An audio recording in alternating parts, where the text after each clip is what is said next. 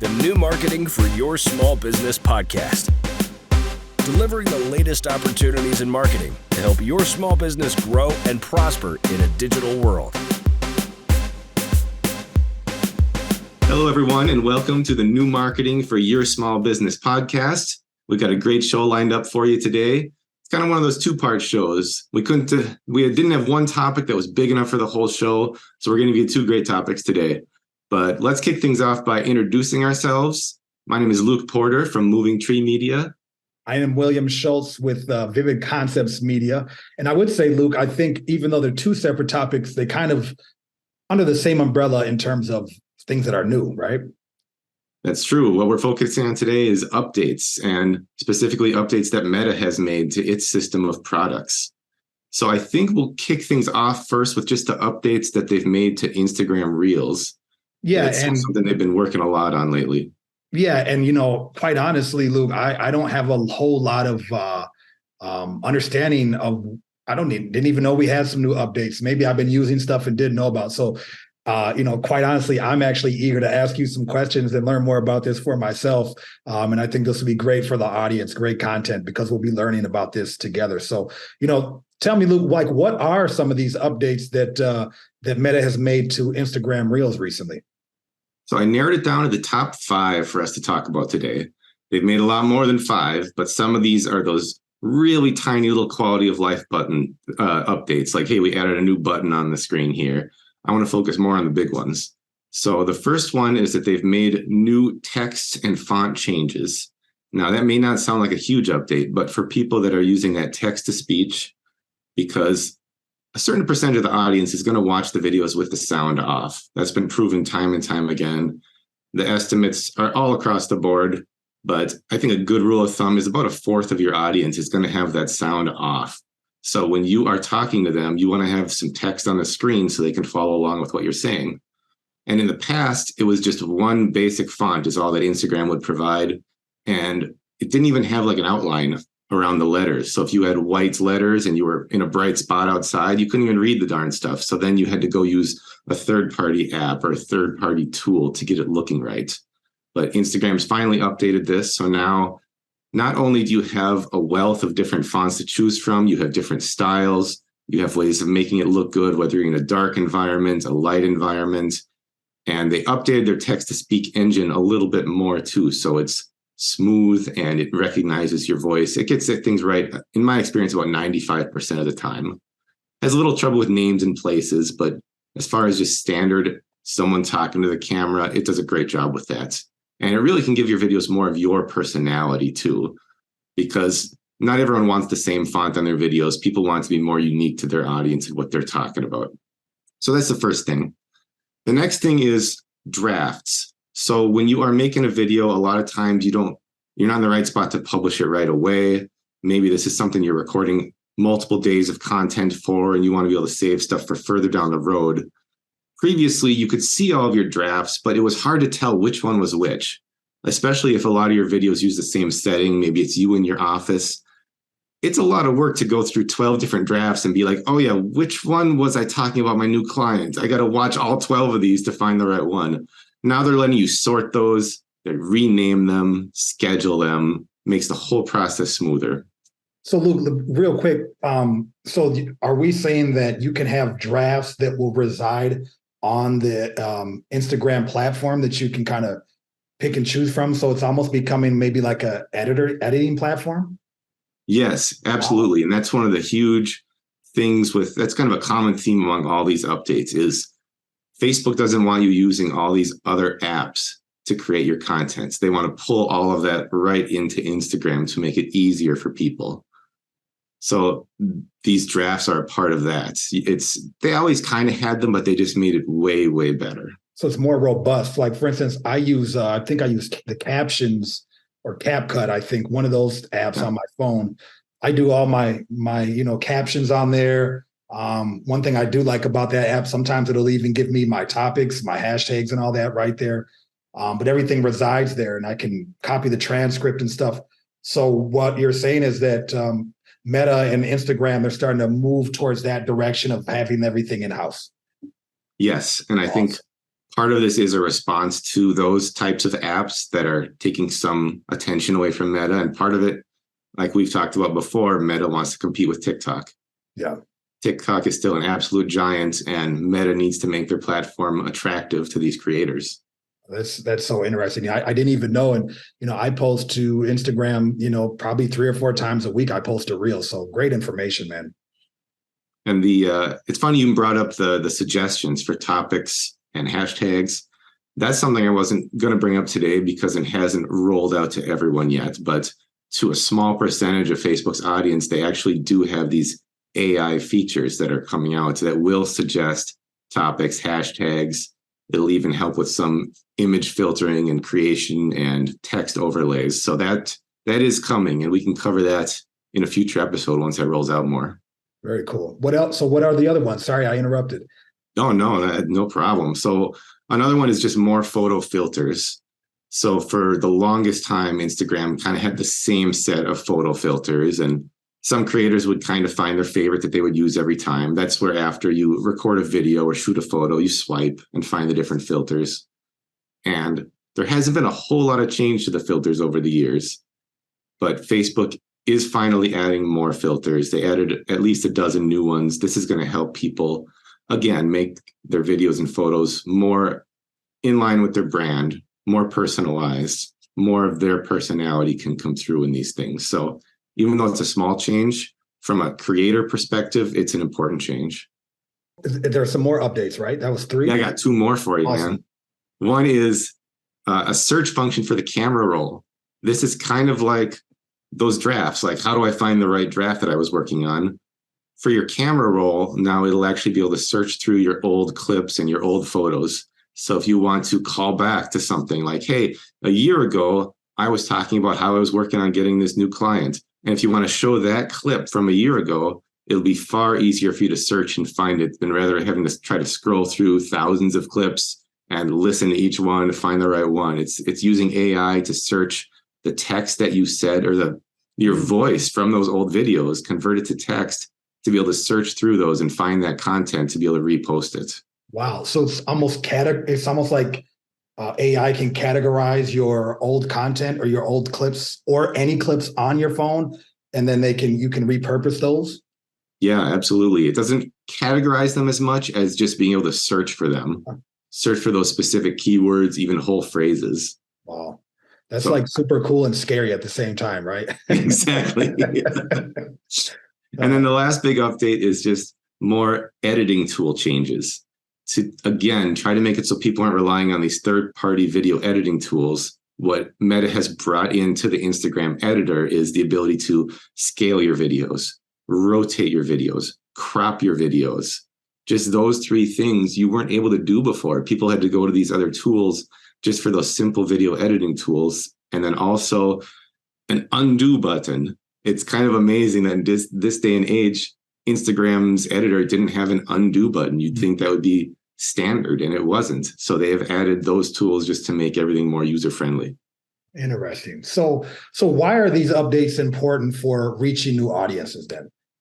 Well, I think one thing that's important to remember about how Meta functions, about how the algorithm functions, is that if you are using the newest tools, Facebook gives you a boost. They reward you for using the newest tools by showing your stuff to more people. There's been all sorts of different studies that every time there is a change to the algorithm, when people adopt that change, when they use the new photo filters, the new text, the new tools, Facebook will sometimes double the reach of those videos. So I think that's the biggest reason why you should use these new updates to find new people. So do you think also, like, and this is probably a little social media nerdum, but do you think that, you had mentioned about Facebook, Meta wanting to keep people on the platform, right? Do you think that that's also a way for them to, go back to their shareholders or their advertisers and say, hey, we got more people on the platform, we're competing with TikTok, we can justify certain costs? Absolutely. Obviously, some of these changes are not cheap for them to implement. But if they say, hey, now we have, X number of thousands of creators using our video tools instead of another company's video tools, that's something the shareholders can feel good about. So I think you're on the right track there. Yeah, and I think for the people out there listening, why that's important is, it keeps Meta, Instagram, Facebook, and let's even say WhatsApp, because anybody that's an avid user of the Meta tools or platforms, they're pretty much shoving WhatsApp down our throat now, right? What that's doing is that's at least showing us as creators and that Meta's still interested in having a platform with robust tools, with a robust community, and they want to continue to grow and build. So kind of it's in our best interest as creators to see these platforms continue to want to evolve and continue to want to grow and to continue to want to compete with each other. Because let's be honest, before TikTok, it felt like Meta and as a whole, or Facebook and Instagram as a whole, they were becoming a little more stagnant, right? And they were really starting to have a stranglehold over the content that people could see. And it was really starting to become about your followers. TikTok introduced this interest-based algorithm, and it's kind of changed the game. So it's great for us creators to know that these platforms are continuing to evolve and push the envelope. Yeah, well said. Absolutely. And it's nice to have that option now to, when you make a certain type of video in TikTok, to be able to go and make that same type of video in Instagram without jumping through all these hoops. Yeah, absolutely. So how can these updates help creators create more content? I think it really streamlines the process. It makes everything so much faster to be able to do everything all in one app, especially capturing those, we'll call them in the moment videos, just those really authentic things that you can only capture once, something that you don't have to set up over and over again. If you are capturing this very special in the moment video, you have all the tools in one spot to edit that, to get it out. And you and I are big fans of Gary Vaynerchuk. And one of his cornerstones of what he talks about is the more content, the better. The more high quality content, the better. And being able to make everything more streamlined is just going to let you make more content. Absolutely. And I think what's nice about this is when we say high quality, we're talking about subject matter, right? Or the way that the subject matter is communicated. And I think what's nice about this is, if you're creating everything in the same, in the same area, it's going to make it easier for you to distribute this content as well. Because you've seen Facebook has a planner and, and this kind of will transition to our second half, but there's a lot more opportunities and capabilities that Facebook and Meta are creating with these updates. Yeah, and actually let's make that transition, because there's a lot that I want to learn about this. So Meta has been acting more as a CRM. And, actually, before I ask about that, we should cover, what is a CRM? How would you define it? For us that have grown up in sales, like I'm a sales guy, my background is in sales. And typically when you're in a company, you work with something called a CRM, which is a customer relationship manager. It's a software that helps you keep track of your clients, keep track of your leads, keep track of what we call your sales pipeline, right? And what it does is it will hold information like, contacts, so your emails, your phone numbers, your place of business. You'll allow you to rank somebody like an A, B, or C. A being like somebody you closed, B being somebody like you're close to closing, C being somebody maybe you just made initial contact with. And you can kind of go in these CRMs and you can put your notes in there and you can kind of gather information to qualify leads. And it kind of helps people, salespeople, stay on track and kind of identify what their sales pipeline is and what that could potentially mean for sales and growth. And it can kind of help you keep track of a revenue. It's kind of like a way to do two things: track your clients, potential clients, and create some key performance indicators out there and track, if what you're doing is worth your time and efforts. Yeah, that's a great summary of that. And so how does that fit into the Facebook or the Meta business suite? Yeah, man. So, honestly, a couple months ago, maybe like 2 or 3 months ago, I was doing some ads for one of my clients. And then I saw that the lead center kind of changed. So, when you go in, and just for you guys listening, this is specific to Meta Business Suite. So this is not something you can find just on Instagram alone. This is not something you will find on your personal Facebook page. You have to have a business page, and then you have to have your business page connected to your Instagram page. Now you can post and you can gather information, sales data and marketing data from Instagram, but everything has to be connected in the Meta Business Suite. So that's to start out. So what happens is you can create an ad. So for instance, I did an ad for a client recently, and I did an ad which was for forms. So when somebody clicks on the ad, they fill out a form. They leave their name, their number, and their email address, right? And this ad was for an auto insurance, okay? And so what happens is once somebody enters that information, clicks, done or whatever, submit, that now goes into the Facebook CRM, and Facebook will start keeping track of that customer for you. And you can start putting notes in there. You can start ranking the lead, if it's a hot lead, if it's a cold lead, the sales status, and you can really start to use Facebook, the business suite, as an actual CRM now with your clients that you get off of Facebook. Now, not only does it just work for Facebook ads, something that I noticed recently is that if you start having people comment on some of your content, and again, this is from a business page, not your personal page, but if you start to have some back and forth dialogue on a comment on a post or even on an inbox, Facebook will automatically put them into the CRM, or what they call the lead center. So when you go into Meta Suite, on the left-hand side, there's going to say something that says all tools. You click on all tools, and then it's going to have lead center. You click on lead center, and all of this information is in there. That sounds amazing. So how would you recommend that someone learn how to use this? I'm guessing it's not just immediately apparent. From my past experience with Business Suite, it can be a little confusing. Business Suite is clunky, right? Just like most things on Facebook. And one thing with Facebook and Meta where they do struggle sometimes is right when you get used to something, they change it. It's kind of like, I don't know if anybody's a Costco shopper, but Costco, they'll have a product there that you fall in love with, and then 6 months later, it's just gone, right? And you're like, what the hell? And sometimes they never carry it again, and sometimes they just put it in a different spot, right? And so that's kind of how Facebook operates, where you don't know if they completely remove this tool or did they just put it in a different spot. So for this sake, I would say to use it, just go into the lead center, right? And when you go into the lead center, you're going to just kind of, there's a couple different options. So I'm on it right now. So as we're talking, I'm going to go into my all tools, right? And I'm going to go into the lead center here. What happens when you go into the lead center, it'll have all of your contacts that you've gotten from either an ad or from a just your organic posts, okay? People engaging on your post. And what I would say is just start clicking on things, start looking at those. You can change it from a pipeline view to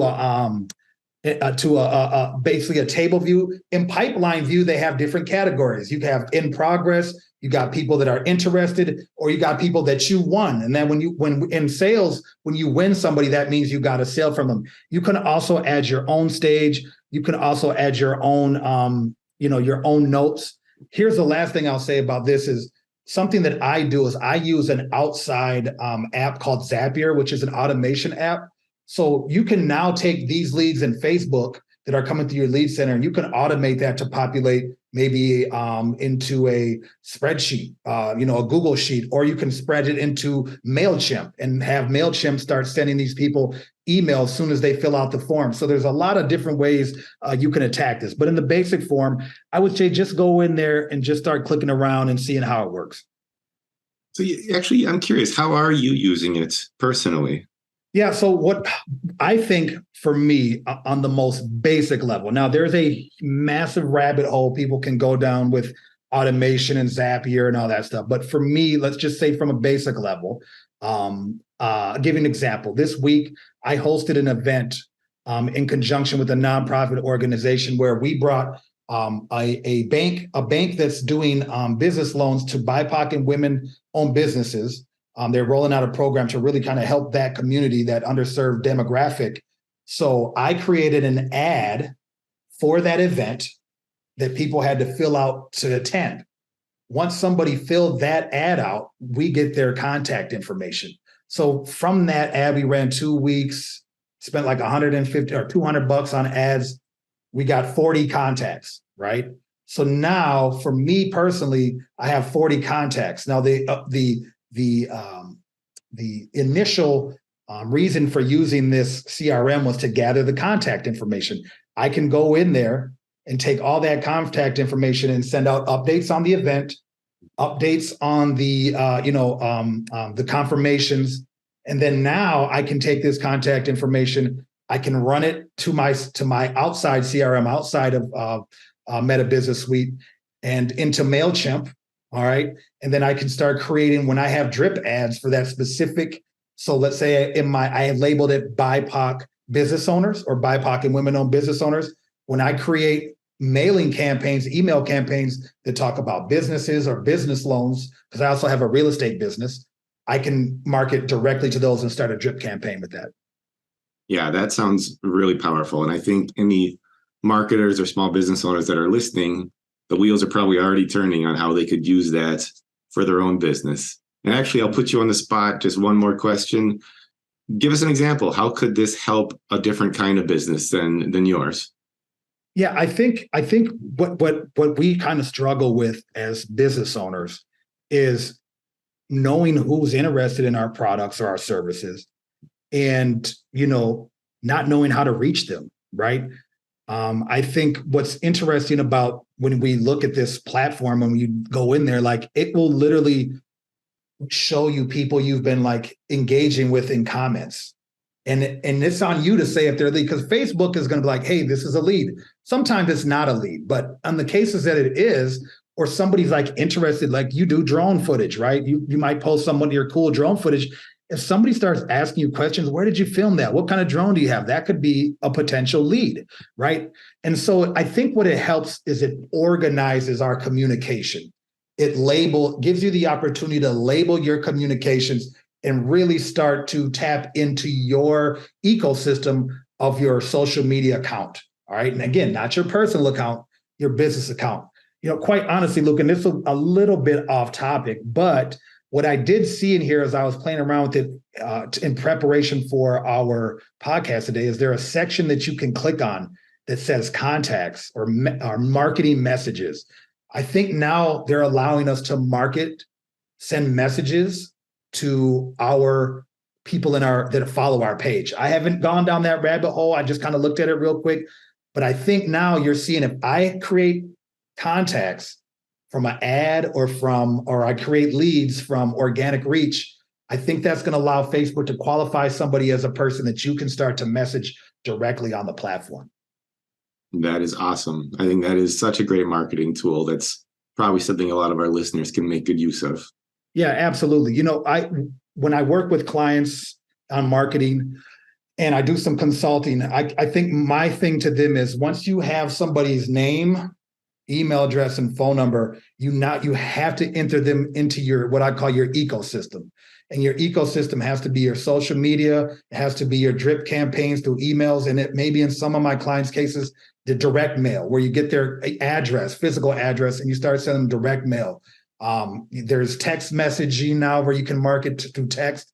So you just got to keep yourself relevant. When somebody thinks of social media marketing, I want them to think of Vivid Concepts Media. I want them to think of Moving Tree Media. When somebody thinks of if somebody's on Facebook and they see a buddy say, hey man, I'm looking for a drone videographer, I want them to think of Luke immediately because they've seen him post. They've gotten emails from him showing that his most latest demo reel of some cool stuff he's been working on. You want people in your ecosystem, and I think this creates that opportunity to get them in that ecosystem and get them labeled, get them identified, and you can just start attacking them. And not to the point where you're annoying, but just where the point to where you stay on top of mind. Yeah, and I mean, studies have shown that as well, where in order to close a sale, you need to have at least 7 touch points, 7 points where they've heard from you, they've got an email from you, they've got a text from you, they've seen your content on Facebook, whatever those touch points are. That's not necessarily annoying someone because they can always choose to not follow you. They can always choose to unsubscribe from those emails, but people need those touch points in order to make a decision, in order to be reminded, because we're all so busy, and in order to trust you. Absolutely. Absolutely. Real quick question, like I'm sure because you have the toy business and we talked about that. I gotta imagine it's really important for you guys to continue to have continued engagement and conversations, digital conversations or communications with your clients, correct? Yeah, absolutely. Because it's not just about posting the latest product. If we only did that, we would not be successful. It's about posting all these other things that are relevant to the products we sell, all these other ways to give value to our audience that keep us top of mind and that keep people following us and commenting on our stuff and coming back to our store when they do need one of our products. Absolutely. So kind of wrapping this up, guys, I think, when we look at the first segment of this, when Luke was talking about the updates to Reels, and then we talk about this CRM and that comment that he just made about how important it is to have relevant information and content. Instagram or Meta is making it, I should say Meta is making it easier for us to create video content in Reels. And it's also making it easier for us to track engagement, track potential clients, and track potential sales. So all in all, it's creating an opportunity for us to grow, develop, and start businesses right on social media platforms where you might not even need a website if you're just starting out, or maybe at all. Maybe it's just something that's your home is Meta. So good stuff, Luke. I'm glad we came up with this topic today. And as we always do, we like to talk about projects that we're working on. Why don't you share with us something that you're excited about or something that you worked on recently? I am working on a new website for a project sponsored by the Minnesota Department of Agriculture. It's a bunch of local agencies working together. It's called the Root River Field to Stream Project.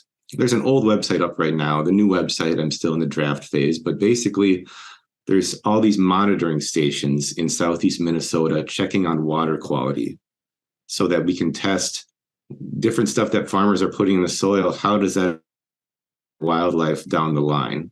Because everything soaks into the ground. It goes through various, aquifers and streams and rivers and trickles through the soil. And how does that affect the environment?